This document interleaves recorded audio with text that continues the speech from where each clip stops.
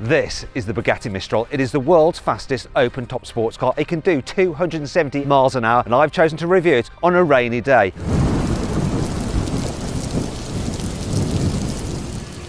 And I'm going to try and drive it with the roof off and outrun the rain. I'm not sure how that's going to work. Could be a complete disaster. Anyway, I'm Matt Watson, and you're watching CarWow. This car is particularly special, even for a Bugatti, because the Mistral is the last car that will use an 8-litre quad-turbo W16 before the new Tourbillon arrives with a V16 hybrid in a few years' time. But is this car a fitting send-off for such an iconic engine? Well, it certainly makes a good first impression. The Mistral is based on the chassis of the Chiron, but it has a completely bespoke carbon fibre body. So the classic horseshoe grille is slightly redesigned, so it's wider and deeper. And see these bits here? They are 3D printed. Now that feeds air into the main radiators. You've got the classic Bugatti bonnet, which extends all the way down to that grille. I've got to give a special shout out to the curved carbon fibre windscreen wiper arms. Love that. And if we move around the side there's loads of vents. Once again, these are 3D printed, feeding air into the intercoolers, vents around the lights to aid stability, and special lights. Look at this. So you've got 4 light elements there. 4 represents the 4-wheel drive and the 4 turbos, and these are shaped in such a way, once again, to aid airflow. There's also Mistral written in the lights. This blue paint over carbon fibre is lovely. The Mistral gets bespoke alloy wheels. You've got 20 inches at the front, 21s at the rear. Moving down the side, you've got this classic like strong shoulder line like on the Chiron, and then this C-scoop, which is redesigned obviously because you've got the open top. Now we will be taking this roof off in a bit because there's some bits under there I really want to show you. I really like the door handles on this car, whether this little spine and you just go, oop, hello. Now, we'll go inside in a minute. You've got the Bugatti logo there on the fuel filler cap. You've got more radiator vents there. You've got vents which release air from the engine bay as well, improve airflow over the car. You've got the engine itself there, the lovely W16. You can see the carbon fibre covers for it. Then as we move to the back, there's quite a lot going on here. We've got some new design taillights in this kind of V shape, sort of inspired by the Bolide. Once again, 3D printed vents there. This huge wing which alters its height depending on which driving mode you're in. Loads of vents yet again. All the vents are real on this car, but they have to be because you need that downforce stability for the crazy top speed. I mean, look at the size of that diffuser. It's absolutely massive, and you can see the huge section of the tyres as well. Another interesting thing is the Bugatti logo there. When you turn the lights on, it illuminates. It looks really nice. And then there's a strange thing going on with the exhaust. So you've got this surround here, but within there, there's quad tailpipes. And then if you look here, there's another exhaust, and over here, another exhaust. And these are a little bit like you have on like diesel cars. So this thing has 6 exhausts. What does it sound like? Do you know what? Before we actually start the engine, it stopped raining, so now is the perfect opportunity to get this roof off. I've got Bruno with me here. He's, how do you say it? It sounds better in French. Say it. What are you? Bugatti pilote officiel. Hello. So he's the guy, right, that he helps develop the cars, but he also takes customers out and shows them how to use the car, and that's what he's doing with me today. And he's going to show me how to remove this roof. First of all, though, you've got to look inside and see how intricate it is, right? Look at this. Now, we're not going to fold it up. What we're going to do is what most customers will do. They'll just remove it. So you undo these flaps, and then we have to press these buttons, yeah? Like that? Yeah. Right, now what do we do? Press the button in, completely in, and then I've got a weak thumb, mate. Now I think I've got it. There you go. Yeah. You got it. And now we have to wiggle, waggle, and then it's gonna come out. Be very careful. Yeah. And this is it. This is it. So normally then you put a device in there and you like wind it up, don't you? And it'll store in the car, won't Yes, it? exactly. And it gets like an umbrella. It becomes an umbrella, so you can store it in the car. Okay. Right, we're not going to do that. We're going to keep it like this because if it rains again, we're going to have to put it straight on again. But we have now taken the roof off the Mistral. Let's check it out inside. It's pretty much the same as a Chiron. So you've got the Bugatti steering wheel. It's got carbon fibre here, leather here. It's all very lovely. The dash design's very simplistic. You've got physical climate control buttons and stuff like that. No central infotainment screen. You've got your main speedometer there, which is analog, but then you've got your digital information there. What the Mistral has that's different is you've got Mistral on the seats there. You've also got like a little Mistral logo there on your knee pad. There's also this intricate leather stitching here on the doors. You also get Mistral written on the sills. But the biggest thing is this, right? You see the rollover hoops? They actually incorporate the air intakes. So yeah, you can hear this thing sucking in air and the turbos whistling away when you're driving like in no other Bugatti, and we're going to experience that in a moment when I take it for a drive. Oh, the quality is lovely in here. Just, oh, Just the metal just feels so expensive. All the materials are just luscious, and I love this gear lever, the way it's just out of one solid piece of aluminium. And this one has like the upgraded little Rembrandt, the dancing elephant there, just enclosed in the gear lever, which is nuts. If you're wondering, Matt, what's this like old PC doing in the car? Well, that's because this particular car is a prototype, and so they're still like getting data and stuff from it. I wonder what data they're going to get from me. Well, let's start the engine and find out. Oh yeah, there we go. 8 litre, 16 cylinder, quad turbo.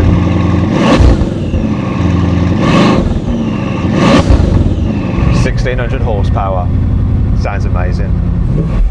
But it's also a slightly sad moment for Bugatti, because this W16 has been around in one form or another since 2005, when it first appeared in the 1000 horsepower Veyron. That was a landmark moment in the car world, but Bugatti didn't stop there. They boosted this engine to 1200 horsepower for the Veyron Super Sport and Grand Sport Vitesse, and they used the same basic architecture when they designed the 1500 horsepower engine for the Chiron. But the icing on the cake came in 2019, when Bugatti set a new production car top speed record of 304 miles an hour with the 1600 horsepower Super Sport 300 Plus. Only 30 of these cars were ever built, but I did get to experience the same 1600 horsepower engine when I drove a standard Super Sport on a de-restricted German autobahn a few years ago. This Mistral has the same 1600 horsepower engine as the Super Sport, and it also has the same 273 mile an hour limited top speed. But Bugatti did manage to hit 282 miles an hour in an unlimited car last year, which set a new world speed record for open-top cars. However, before I was allowed to experience this car for myself, Bruno had to show me what a real customer's first passenger ride would be like. So we're in the car, we're heading out onto the road, we're just going to leave the gates here at Bugatti. We are determined, we have got the roof off, even though the rain is getting a little bit heavier. We're going to see how long we can keep going for. Fingers crossed, it's not going to be too wet. I love driving roof open when it's raining. Not. I do it for you. I do it for you. Well, thank you very much. But I say, if you've got a convertible, you have to have it converted. You've got to have the roof off. Okay, Bruno, why are we stopping? Yeah, there's something we still have to do. Oh, okay. Our deflector. Deflector? Yeah. Right. Oh, let's find out about that. Deflector. Right, so what's going on under here? So in here, we have our little secret pocket with a few tools. So this is our deflector here, these 3 pieces. Yeah. This piece here is what you're going to hit me with if I know you. Exactly. If you drive too fast. Yeah. It's actually to fold the roof as an umbrella. Ah, okay, right, for the windy bit of the umbrella. Exactly, got it. which we won't do now. Then we have this part here, which is one part of the deflector. So I put it together like this, turn it. Same for here. Here we go, we turn it. Right, I'll shut this. Yeah, thank you. And this just goes here. Push it in, turn it, there you go. Lock it in, okay, good.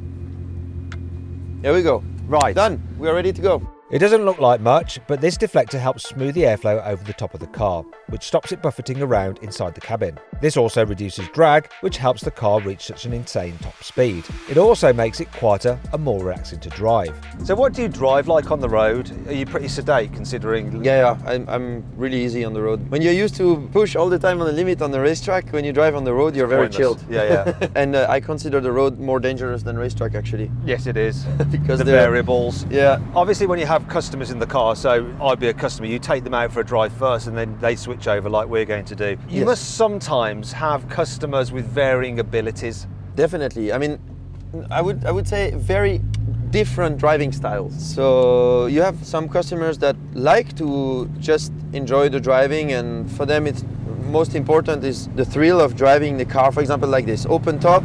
We drive the car, we don't drive too fast, we just enjoy the sound of the engine, because the car is also very comfortable, very easy to drive. And for them, as well as for me actually, one of the most impressive things on this car is the contrast between driving like we're driving now and what the car can actually provide you in performance. This is all thanks to the man who commissioned the original Bugatti Veyron, Ferdinand Piëch. He was chairman of the Volkswagen Group back in the 1990s, and he was obsessed with engineering perfection, regardless of the cost. He wanted the Veyron to be capable of hitting 250 miles an hour, but it had to be just as easy to drive as a normal Volkswagen Golf, and as luxurious enough to take his wife to the opera. And this made the development process astonishingly expensive. Despite costing around £1 million each, Bugatti reportedly lost over £4.5 million on each of the 450 Veyrons they sold. But through this learning experience, they were able to make the Chiron, an even more comprehensive all-rounder than the Veyron.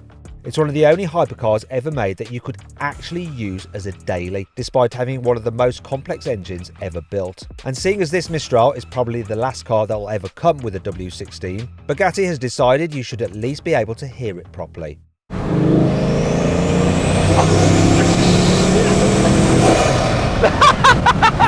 Did you hear that switch from 2 turbos to 4 turbos? Yes, it's about 3,000 RPM. Exactly. When it comes in, doesn't it? The sequential turbos. Exactly. I love to hear that. I mean, I always play around this because I love to have Let's do it again. 4, 2, 4. Let's do it again.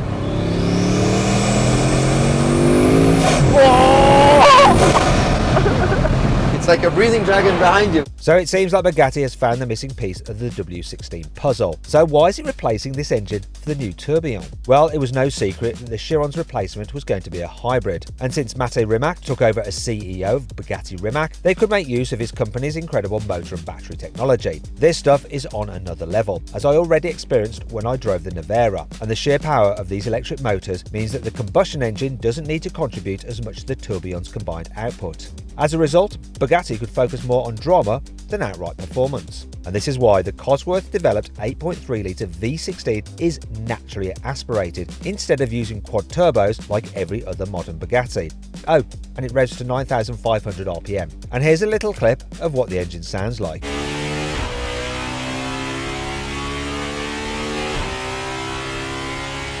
Now, I can't wait to experience that car for myself, but in the meantime, I was getting anxious about a slightly more everyday experience I was having in the Mistral. We're getting a little bit rained on here, so I'm noticing that the airflow is causing some of the drips to just creep up over here and drip onto me. Yeah. How about you? Yeah, same. It's all right though, we're going to carry on. I mean, it's raining quite a lot and we're driving open, so I mean... I chose the perfect day to test this car, but I'm not giving up. What I'm going to do, I'll press this on here. Are we on high temperature? Yeah, we're on high already. I want to get it coming out of here.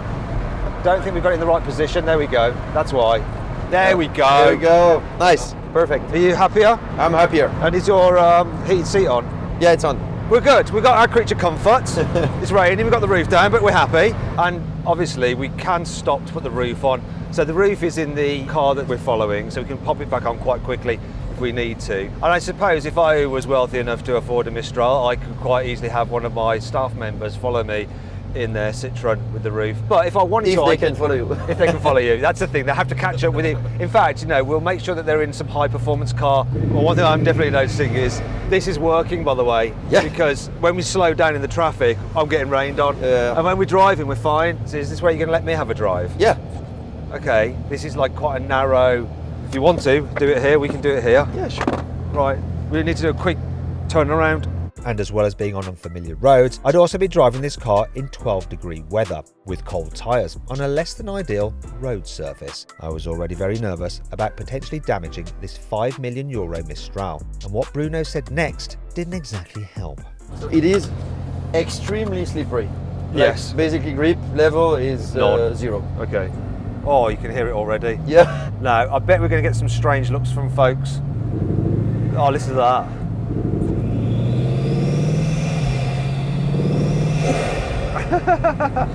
So I read that at 7,000 RPM, this engine is sucking in 70,000 litres of air a minute, and you get to hear it. Yeah. I'm sorry if I make you feel a little bit sick, but I just want to play with that noise.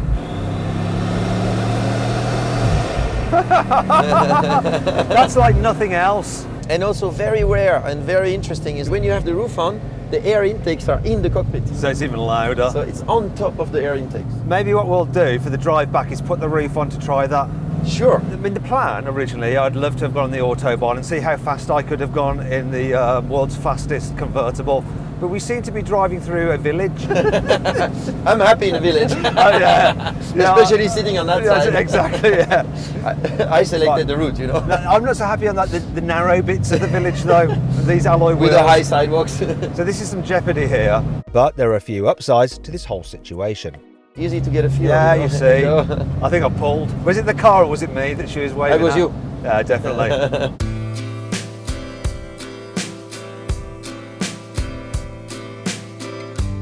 I think I pulled.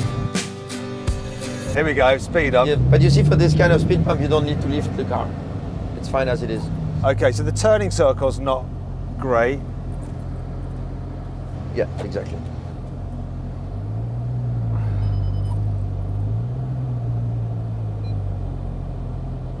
I remember this place. Then twice. There you go. You remember this place? Yes, because Oh, okay. I drove the Pure Sport along here. And I even launched it to see how close I could get to Bugatti's claimed 0 to 60 time of 2.3 seconds. Interestingly, I also tested a Chiron Supersport on the same day, which is supposed to do 0 to 60 miles an hour in 2.4 seconds. And here's what happened. Off we go. Bit of tyre spin there. Bugatti, they're a right bunch of liars. Can't trust them at all. Look, it does 0 to 60 in 2.3 seconds. Terrible. That was nuts! The Mistral has the same engine and the same claimed 0 to 60 time as that car, so I've no doubt it could match that time, on a dry day at least. But you know what? I wasn't even mad about not being able to launch this car, because the whole point of the Mistral is getting to experience that addictive engine noise. Isn't a Mistral a wind? Yes, it's a wind in the south of France. And that's why, because you hear the Mistral in this car, don't you? Oh! I love it. That's what it's all about, isn't it? Now, I've heard a lot of tuned cars, you know, where they have like really loud turbos. Yeah, yeah. But nothing quite like this. Wow, hello. Like, really? Out the way of my €5 million Bugatti, please, in your little Renault Scenic.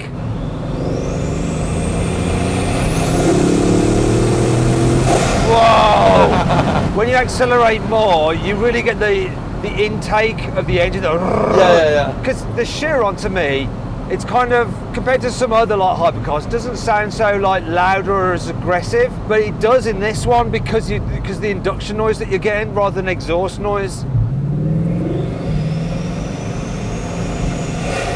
Dynamically, it feels very similar to the Chiron. Yeah. Maybe a little bit of steering wheel shake compared to the Chiron, because obviously the roof has been cut out, but small price to pay for that noise. Oh, I really want to rev it out, but I can't. And the only problem is as well, on this road, I'm not legally allowed to rev it out either. Oh, there it is! Accelerating then braking, accelerating and braking. I'm still not sick, I'm still fine. Whoa! It makes it feel faster. Yeah. Because of the noise. When they wanted to create the Veyron, Bugatti Veyron. So, sorry, I wasn't really listening to you, Bruno. Sorry. It's fine. Before creating the Veyron, he said, No, I'm not hearing you, Bruno.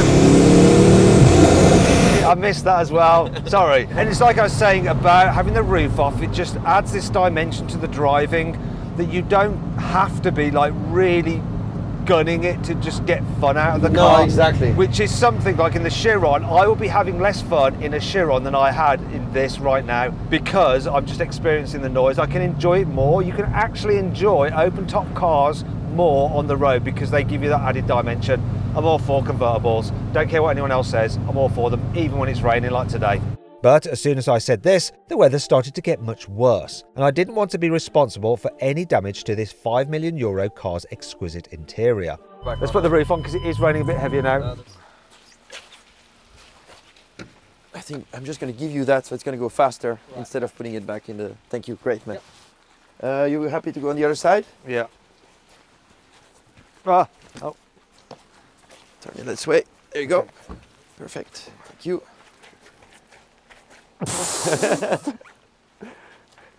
Shall I open my door? 45 degrees. No, you can leave it closed. It's fine. There you go. Is it in here? Are you in on your side? I think I'll feel like I need to do that. Perfect. I'm going to let you do the catch. Okay. Just in case.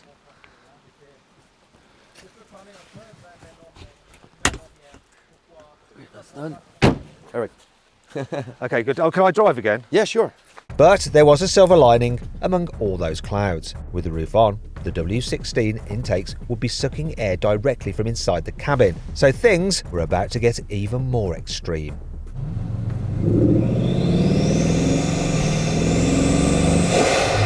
It's louder, isn't it? Yeah. Now you get the full experience. Wow, listen to that. There's a lot of air being moved around, isn't there?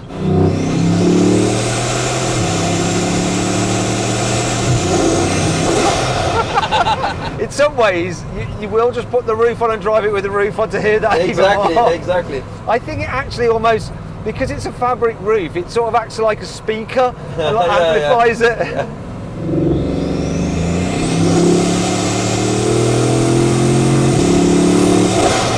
Wow. I think what I like about this car is that it's a really great finale to that 8-litre W16 engine, because in this it actually feels even more like old school traditional internal combustion engine just because of the noises that you're experiencing. So it's a really, really great swan song for the engine. What a car. And there's only 99 of them. And only 99, and I've got to drive one. And I think we'll end on this noise.